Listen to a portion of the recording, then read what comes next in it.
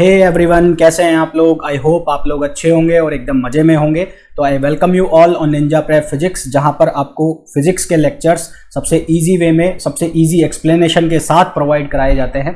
तो जैसा कि आप थंबनेल में देख रहे हैं, हमारा जो आज का टॉपिक है वो BSc first year mechanics paper first, जिसमें की जो यूनिट थर्ड है सिंपल हार्मोनिक मोशन, उसका टॉपिक है एलसी ऑसिलेशन। उसके बारे में आज हम डिस्कशन करेंगे।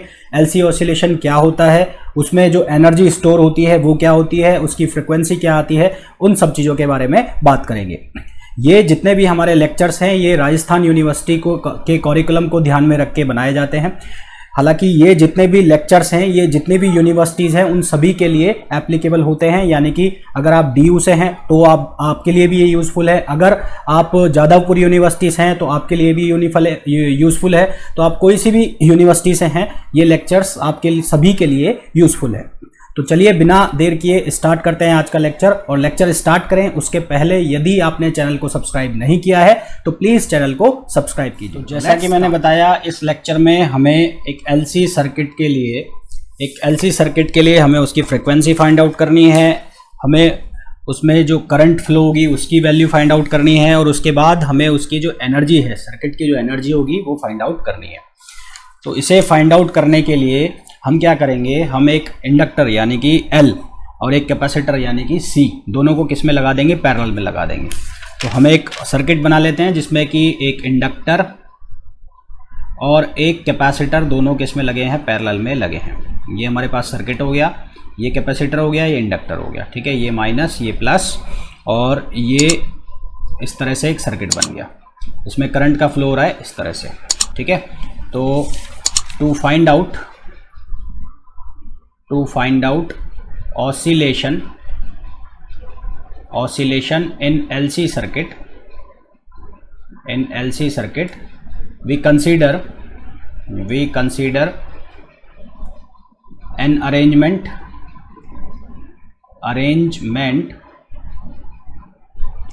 of inductor and capacitor arranged in parallel. दोनों किस में अरेंज्ड है, पैरेलल में अरेंज्ड है, ठीक है। ये जैसा कि डायग्राम में हमें शो किया गया है। अब दोनों पैरेलल में अरेंज है, और हमने ये भी कंसीडर कर लिया कि जो कैपेसिटर है उसमें जो चार्ज है वो मैक्सिमम है, वो मैक्सिममली फुल्ली चार्ज है, ठीक है। Consider the capacitor is fully charge. Consider the capacitor is fully charged. Capacitor is fully charge यानी कि कैपेसिटर पूरी तरह से चार्ज है।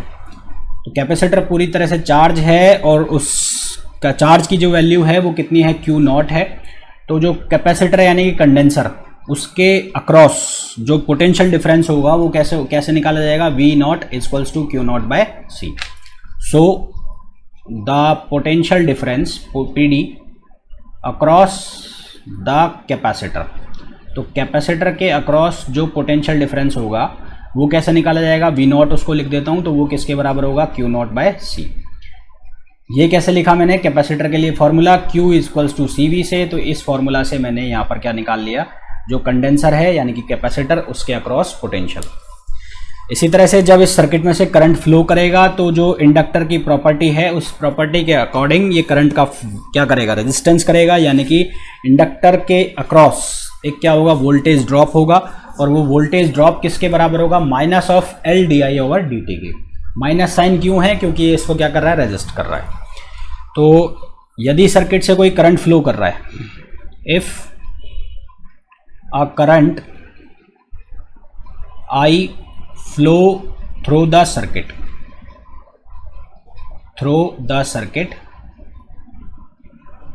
then there is a potential drop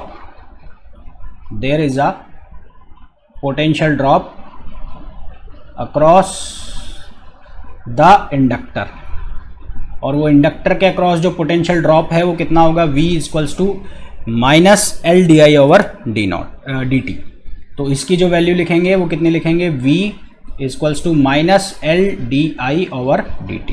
इसको लिख दिया मैंने इक्वेशन नंबर 2। ठीक है। एल का मतलब क्या है, इंडक्टेंस, आई का मतलब क्या है, करंट है। अब ये जो वैल्यू है पोटेंशियल की और जो कैपेसिटर है दोनों पैरेलल में है तो दोनों इक्वल होंगी। तो from equation first and second, तो from equation first and second हम क्या लिख सकते हैं, वी नॉट की वैल्यू के बराबर होगा ये वी, तो ये कितना हो जाएगा, Q naught upon C equals to minus L D I over D T. तो इसको फर्दर सिंप्लीफाई करते हो तो ये बनेगा L D I over D T plus Q naught by C equals to 0। अब यहाँ पर क्या चेंज कर सकते हैं हम, क्योंकि हमें पता है जो करंट है, करंट आई वो किसके बराबर होती है, D Q over D T के। तो अगर मैं लिखना चाहूँ D I over D T, तो D I over D T आप कैसे लिखोगे, D two Q upon D T two, यानी कि D I over D T की जो ये वैल्यू है इसको इससे रिप्लेस किया जा सकता है।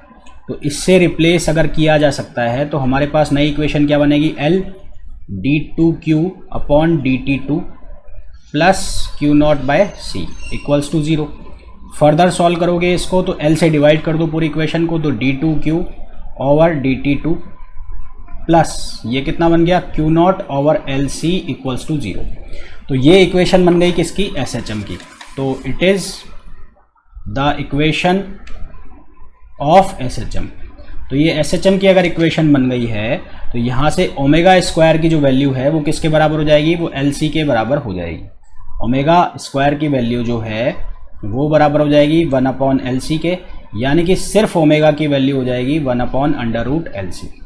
हमें अगर निकालना है फ्रिक्वेंसी, तो फ्रिक्वेंसी कैसे निकालेंगे, ओमेगा जो है वो किसके बराबर होता है, 2 पाई एफ, और ये किसके बराबर हो गया 1 upon under root L C. तो यहाँ से f की जो वैल्यू है वो किसके बराबर हो गई, 1 upon 2 pi under root L C. तो एक एल सी सर्किट के ऑसिलेशन के लिए उसकी जो फ्रिक्वेंसी है, नए पेज पे लिख देता हूँ, उसकी जो फ्रिक्वेंसी है वो किसके बराबर, 1 upon 2 pi under root L C के बराबर हो। और अगर टाइम पीरियड निकालना चाहो तो टाइम पीरियड इसके लिए क्या हो जाएगा, इसका रेसिप्रोकल हो जाएगा, क्योंकि फ्रिक्वेंसी और टाइम पीरियड दोनों एक दूसरे के क्या होते हैं, रेसिप्रोकल होते हैं। यहाँ तक होपफुली ये जितना भी हमने किया है वो समझ में आ गया होगा। हमने जो कॉन्सेप्ट यूज़ किए हैं वो मैग्नेटिक सर्किट्स के यूज़ किए हैं, और उसके अलावा जब हम करंट सर्किट पढ़ते हैं तो सर्किट में हम किस तरह से केवीएल कैसे लगाते हैं या किस तरह से हम इक्वेशन बनाते हैं वो कॉन्सेप्ट्स हमने यूज़ किए हैं। उसके बाद हमें क्या निकालना है, इसमें निकालना है करंट कितना फ्लो हो रहा है सर्किट से। तो उसके लिए वापस से इक्वेशन का यूज़ करते हैं, कौन सी, एसएचएम की इक्वेशन बन गई। तो अगर ये इक्वेशन एसएचएम की है तो Q की जो वैल्यू है उसको हम हार्मोनिक फंक्शन के फॉर्म में लिख सकते हैं। सो जो Q है उसकी वैल्यू किसके बराबर होगी, Q not sine omega t plus phi. ये वैल्यू होगी sine omega t, omega not लिख दो इसको, है ना, omega not T plus phi, इसके बराबर होगी। अब इनिशियली जब टाइम 0 हुआ, यानी कि 0 जब कंडीशन है, तो भाई जो कैपेसिटर है वो तो मैक्सिमम चार्ज है, तो चाहे 0 पड़ा है तो Q की जो वैल्यू होगी वो कितनी होगी, Q नॉट होगी। ठीक है, तो at t equals to 0 Q की जो वैल्यू है वो कितनी होगी, Q नॉट होगी। तो Q की वैल्यू अगर Q नॉट होगी t इक्वल्स टू 0 पर, तो वहाँ पर उस केस में यहाँ पर इस इक्वेशन में अगर वैल्यू पुट करो तो Q equals to Q not sine omega t, sine omega not, और ये 0 हो गया प्लस फाइव। तो हमारे पास क्या इक्वेशन निकल के आई, हमारे पास इक्वेशन निकल के आई Q equals to Q not, और ये किसके बराबर हो गया, ये बराबर हो गया साइन फाइव के। अब यहाँ पर हमें लिखा है कि Q equals to Q not है, यानी कि इन दोनों को बराबर कर सकता हूँ। तो दोनों को अगर बराबर कर दोगे तो इसको भी लिख दो Q नॉट और ये भी Q नॉट साइन फाइव, जो ये मर गया आपस में। तो यहाँ से साइन फाइव की जो वैल्यू मिली हमें 1, दैट मीन्स कि जो फाइव की वैल्यू है वो कितनी आ गई, π/2 आ गई, π/2 होगी, या जिससे भी जो भी वैल्यू रखने पर 1 वैल्यू आ रही है वो हमें मिल जाएगी। तो यानी कि ये जो फाइव की वैल्यू है इसको मैं यहाँ सब्स्टिट्यूट अगर कर देता हूँ तो मेरे को Q की जो एक्चुअल वैल्यू मिलेगी वो क्या मिलेगी, Q equals to Q not sine omega not T plus π/2। और ट्रिग्नोमेट्री से हमें पता है कि साइन थीटा प्लस π/2 किसके बराबर हो जाएगा, कॉस के। साइन थीटा प्लस π/2 किसके बराबर हो जाएगा, कॉस के। ठीक है, तो कॉस के बराबर हो जाएगा, तो इसको क्या लिखोगे, Q equals to Q not, और साइन की जगह हो जाएगा कॉस, तो कॉस ओमेगा नॉट टी। ये किसकी वैल्यू हो गई है, ये वैल्यू हो गई किसकी, चार्ज की वैल्यू हो गई। ठीक है, ये किसकी वैल्यू हो गई, चार्ज की वैल्यू हो गई। हमें क्या निकालनी है, करंट। अब जो करंट है वो किसके बराबर होता है, dq ओवर dt के। तो since current is defined as, current को हम डिफाइन करते हैं कैसे, I equals to dq over dt। तो dq ओवर dt करोगे यानी कि इसका हमें करना है डिफरेंशिएशन, किसके रेस्पेक्ट में, t के रेस्पेक्ट में। तो इसको t के रेस्पेक्ट में डिफरेंशिएट करोगे तो q नॉट ऐसा का ऐसा लिखोगे, कॉस का क्या हो जाएगा साइन, तो साइन ओमेगा नॉट टी और ओमेगा नॉट क्या हो जाएगा, मल्टीप्लाई में आ जाएगा। तो ये क्या बन जाएगा, q not omega naught sine omega not T, और साथ में क्या लग जाएगा, माइनस। तो minus q not omega naught sine omega not T. तो ये किसकी वैल्यू हो गई, ये वैल्यू हो गई है किसकी, करंट की। ठीक है, जब LC ऑसिलेशन की हम बात कर रहे हैं। अब हमें फाइंड आउट क्या करना है, इसमें जो LC ऑसिलेशन में जो टोटल एनर्जी होगी सर्किट में वो कितनी होगी। तो एनर्जी इन LC ऑसिलेशन, तो LC ऑसिलेशन में जो एनर्जी होगी वो दो पार्ट में बटी होगी। भाई यहाँ पर दो एलिमेंट्स लग रहे हैं, एक लग रहा है इंडक्टर, तो इंडक्टर की वजह से जो एनर्जी आएगी वो आएगी मैग्नेटिक एनर्जी, जिसको हम लिखेंगे हाफ LI² से। और एक लगा हुआ है कंडेंसर यानी कि कैपेसिटर, उसकी वजह से जो एनर्जी आएगी वो कौन सी आएगी, जो कैपेसिटर की एनर्जी होती है, जिसको हम लिखते हैं किससे, हाफ CV² से। ठीक है, तो एक बार हम एनर्जी निकाल लेंगे कैपेसिटर के लिए, एक बार हम निकाल लेंगे इंडक्टर के लिए। तो एनर्जी जो स्टोर होगी जब हम बात करेंगे किसके लिए, कंडक्टर के लिए, कंडेंसर के लिए या कैपेसिटर के लिए, तो energy stored in the circuit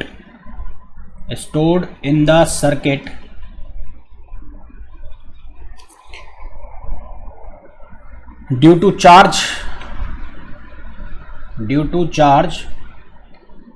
on the plate of capacitor at time t time पर कैपेसिटर पर जो चार्ज है उसकी वजह से एनर्जी, तो उसको हम कैसे लिखेंगे, U इक्वल्स टू, इसको अलग अलग लिखने के तरीके हैं, VQ से भी मैं लिख सकता हूँ, तो इसको लिख दिया मैंने 0 से Q, और VC यानी कि पोटेंशियल किसकी, कैपेसिटर की, इंटू DQ, ये लिख दिया मैंने।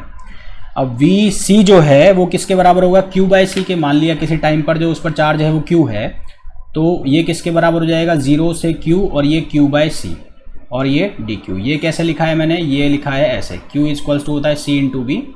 तो vc की वैल्यू हो जाएगी vc, यानी कि कंडक्टर में जो कैपेसिटर में जो वोल्टेज है, पोटेंशियल ड्रॉप है, वो q/c के बराबर हो जाएगा। 1/c बाहर आ जाएगा, q का जब इंटीग्रेशन करोगे तो क्या बनेगा, q²/2। तो ये जो वैल्यू आएगी ue इक्वल्स टू आएगा q²/2c। अब इससे पहले हमने q का एक्सप्रेशन निकाला था, वो किसके बराबर था, q not cos omega naught t²। तो ये वैल्यू को यहाँ पर डालोगे तो UE की जो वैल्यू है वो बनेगी हाफ 2c, और ये बनेगा q nought square cos square omega nought t। ठीक है, ये बन गई जो एनर्जी स्टोर हुई है सर्किट में, किसकी वजह से, कैपेसिटर की वजह से, उसकी वैल्यू हमारे पास आ गई। अब हम निकालेंगे एनर्जी किसकी वजह से, जो एनर्जी आ रही है किसकी वजह से, इंडक्टर की वजह से। तो एनर्जी इंडक्टर की वजह से जो हम निकालेंगे, तो एनर्जी स्टोर्ड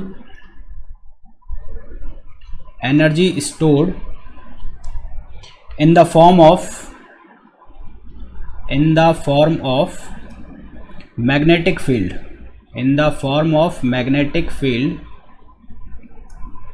due to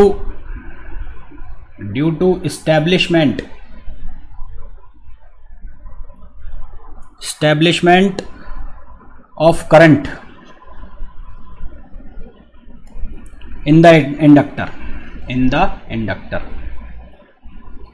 यानी कि आपको ये ध्यान रखना है, एक बार जो एनर्जी आएगी कैपेसिटर में आएगी, एक बार जो एनर्जी आएगी वो मैग्नेटिक फील्ड की वजह से किस में आएगी, इंडक्टर में आएगी। तो इंडक्टर की एनर्जी को मैंने लिख दिया UM, M मतलब मैग्नेटिक फील्ड, और इसको लिख दिया 0 से I मतलब करंट, और इसको भी लिखूंगा मैं VL और DQ।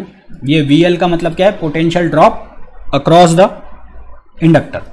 अब DQ जो होता है, DQ वो किसके बराबर होता है, क्योंकि I होता है DQ/T के, तो DQ किसके बराबर हो जाएगा, I इंटू dt के।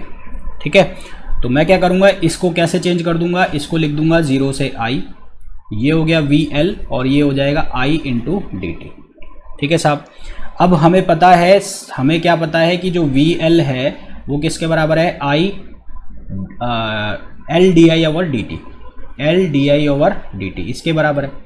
तो VL की अगर वैल्यू आप पुट कर दो यहाँ पर, तो UM, VL की वैल्यू पुट कर रहा हूँ मैं, 0 से I है, VL की वैल्यू क्या है, L di ओवर dt, और पहले से यहाँ क्या लिखा हुआ है, यहाँ लिखा हुआ है I dt। तो इसको सिंप्लीफाई करोगे तो ये बन जाएगा 0 से I, dt से dt उड़ गया, ये बन जाएगा Li और di। ठीक है, ये क्या बन जाएगा, Li di। इसको इंटीग्रेट कर दोगे तो इसकी वैल्यू आ जाएगी Li स्क्वायर अपॉन 2। अब लास्ट, इसके पहले के जो एक्सप्रेशन थे उसमें हमने I की वैल्यू निकाली थी, I की वैल्यू आई थी Q not omega naught sine omega nought t। तो यहाँ पर I की वैल्यू को सब्सटीट्यूट कर दोगे आप, तो UM की जो वैल्यू आ जाएगी वो आ जाएगी half L omega nought square Q nought square sine square omega nought t। ये आ गई किसकी वैल्यू, मैग्नेटिक जो फील्ड है उसकी वजह से जो इंडक्टर में एनर्जी आई है उसकी वैल्यू। तो टोटल जो एनर्जी होगी वो किसकी वजह से होगी, एक तो जो इंडक्टर में एनर्जी है उसको प्लस कर देंगे कैपेसिटर में जो एनर्जी है उससे। तो टोटल एनर्जी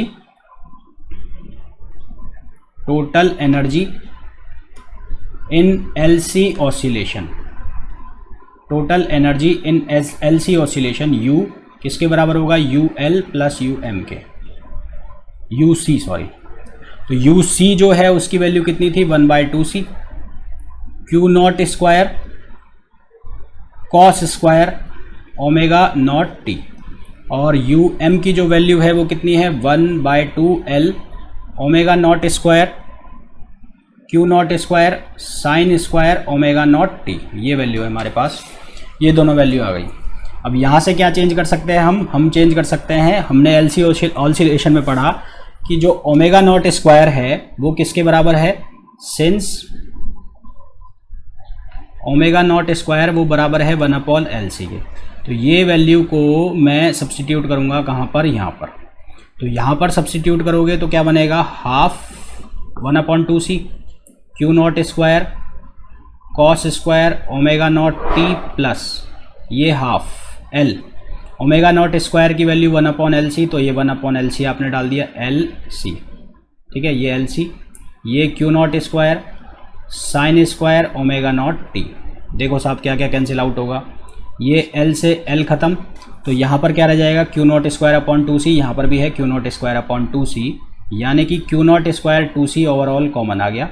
ब्रैकेट के अंदर क्या रह गया, ब्रैकेट के अंदर रह गया cos square omega nought t plus sine square omega nought t, ये रह गया। अब ये ट्रिग्नोमेट्री का फॉर्मूला बन गया, ये वैल्यू क्या हो जाएगी 1।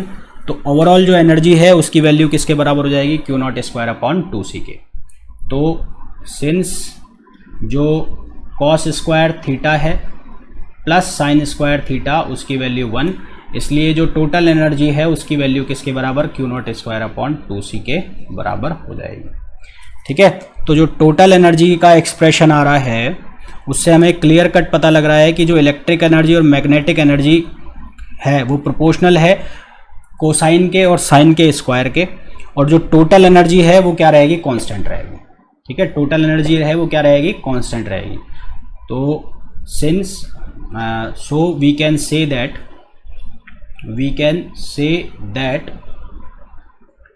Total energy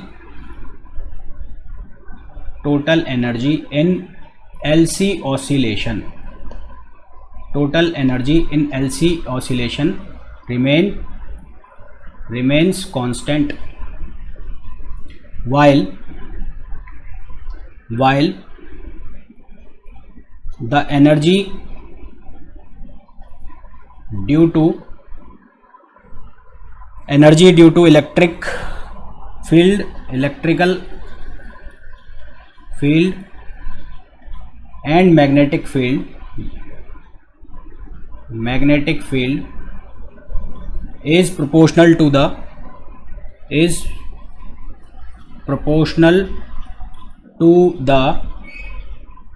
square of cosine and sine, cosine and sine with time. तो ये था एलसी ऑसिलेशन, जिसमें सबसे पहले तो हमने एक एलसी ऑसिलेशन यानी कि एलसी सर्किट के लिए उसकी फ्रिक्वेंसी निकाली, फिर हमने उसमें वैल्यू निकाली किसकी, करंट की, कि करंट एलसी ऑसिलेशन में कितना होगा। देन हमने उसकी टोटल एनर्जी को फाइंड आउट किया। टोटल एनर्जी जो थी वो दो एनर्जीज का समेशन था। एक बार हमने कैपेसिटर में जो इलेक्ट्रिकल फील्ड है उसकी वजह से जो एनर्जी स्टोर होगी उसकी वैल्यू निकाल ली, यानी कि चार्ज की वजह से जो वहाँ पर एनर्जी आ रही है वो।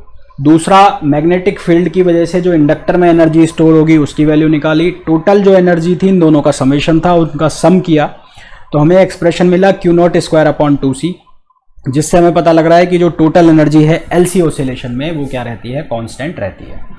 तो होपफुली ये जो डेरिवेशन था एलसी ऑसिलेशन के लिए ये आप लोगों को समझ में आया होगा। और फिर भी यदि कोई डाउट है तो प्लीज़ कमेंट में आप लिखिए अपनी जो भी क्वेरी है, और मैं जैसे ही उसे देखूंगा हैंड टू हैंड मैं उसको रिप्लाई करूंगा। तो मिलते हैं नेक्स्ट लेक्चर में। Till then thank you, bye bye.